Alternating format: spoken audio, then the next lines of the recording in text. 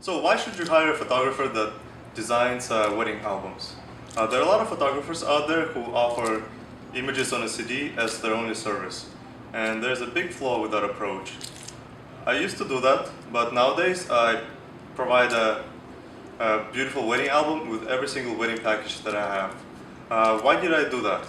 Essentially, over time, I've seen too many cases where albums would get designed of subpar quality or not even get designed at all.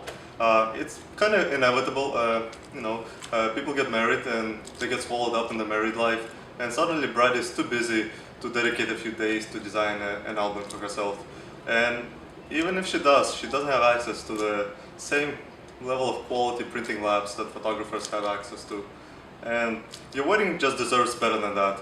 5, 10, 20 years from now, your wedding album is probably going to be the only physical object that you can cuddle up with on the couch by the fireplace and relive your special day. And it just doesn't make sense not to do it right. There's a big problem with receiving your images on a CD only. They just don't tell a story. To give you an analogy, say a famous movie director directs a movie and they decide not to edit it and release it straight to the movie theaters. Now it has the potential to be the greatest movie ever, but without editing, nobody will go see it.